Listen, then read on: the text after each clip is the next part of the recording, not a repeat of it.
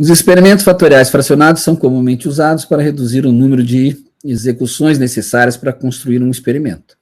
Eles também fornecem uma ferramenta poderosa para bloquear grandes experimentos.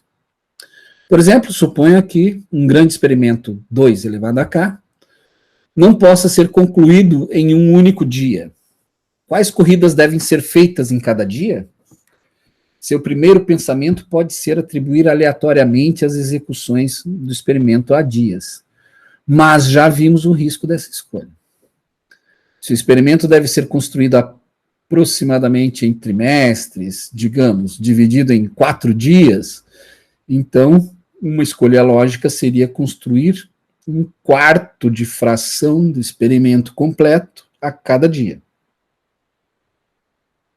Para que a gente entenda, né, que não tem outros fatores externos afetando, porque senão eu posso estar imputando erros no meu processo, em cada tirada, em cada corrida que eu vou fazer, e vai estar mascarando, a gente vai estar achando que é nas variáveis que a gente está mexendo, na verdade é por conta do clima, por conta da umidade relativa do ar, é por conta de mudança de operador, enfim. Então a gente tem que tomar cuidado com isso. Cada quarto de fração do experimento completo, embora tenha alguma confusão potencialmente indesejável entre as variáveis, pode ser analisado por si só. Então, depois que dados de cada dia se tornam disponíveis, os dados podem ser combinados e usados para analisar o sistema mais completamente. Se não for necessário construir o experimento completo e apenas uma meia fração do experimento completo for necessária, então 2 frações quartos ou 4 frações oitavas podem ser construídas, produzindo o experimento fatorial semifracionado, necessário quando os dados são combinados no último dia. Essa abordagem também permite que você trate os diferentes dias como blocos, para que as diferenças do dia a dia possam ser identificadas e removidas. A gente falou disso lá atrás. Acho que foi o Cláudio que havia perguntado sobre os blocos. Que a gente falou de turnos, né? A gente divide por remessa ou por batelada de execução, né? Você pode fazer blocos por matéria-prima. Eu identifiquei, aqui eu estou usando toda essa, agora eu vou refazer o teste, aí já é outra matéria-prima, já é de outro dia, já é de outro fornecimento, então eu vou tratar como um bloco diferente, para depois entender a relação entre os blocos, para saber se eles podem ser misturados ou não.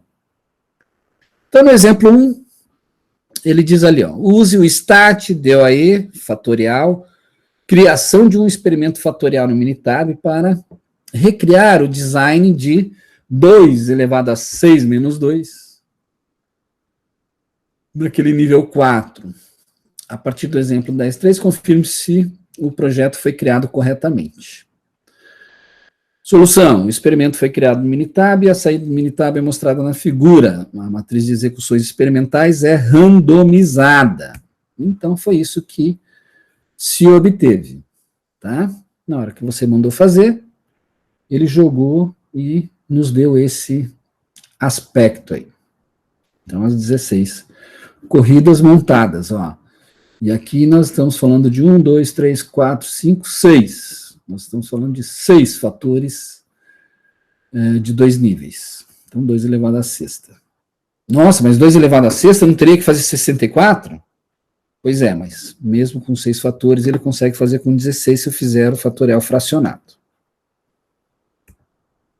É 1/4, né? 16 é 1/4 de 64. Então, realize a análise de um experimento 2, 5 a menos 1, formado a partir de 16 execuções dos 32 experimentos.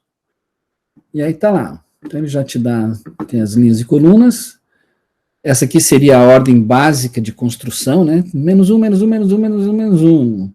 Menos 1, menos 1, menos 1. Todas aquelas combinações possíveis que ele faria, seria nessa ordem aqui, ó. Podem ver que algumas foram tiradas, por exemplo, 1 não tem aqui, o 4 não tem aqui, por quê? Porque das 32 ele está fazendo só 16.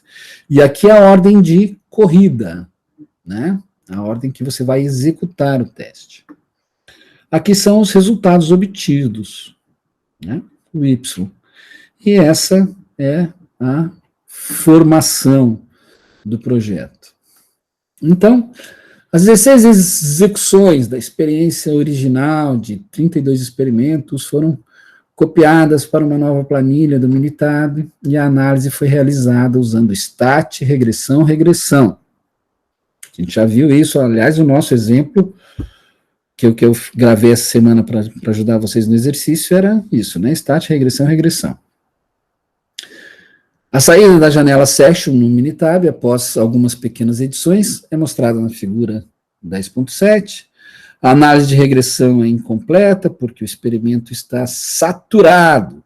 Todos os graus de liberdade disponíveis são consumidos pelo modelo. Para distinguir os coeficientes de regressão significativos dos insignificantes, foi criado um gráfico de probabilidade normal dos coeficientes de regressão. Este gráfico é mostrado na figura 10.8.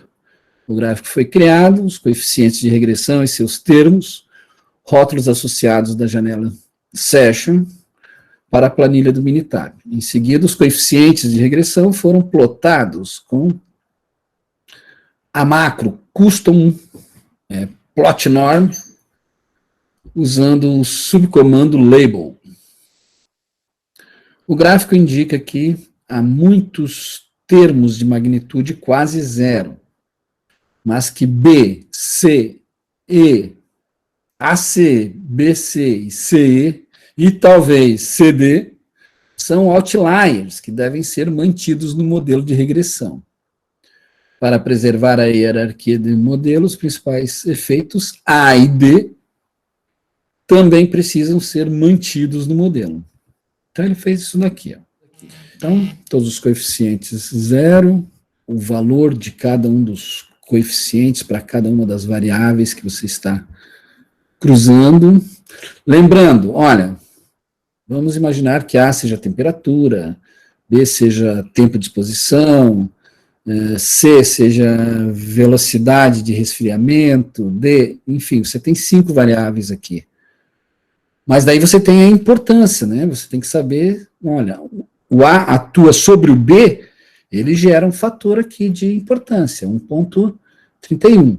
Quando A atua sobre o C, ele tem um fator de importância que é 19.7. Então, é isso que os coeficientes nos dizem aqui. Se você pegar ele em módulo, você vai ver a amplitude, você vai ter uma ideia das mais influentes. E você tem lá a equação de regressão a que você chegou. Temos a regressão, o erro residual zero, nesse elemento. Então, esses são os fatores.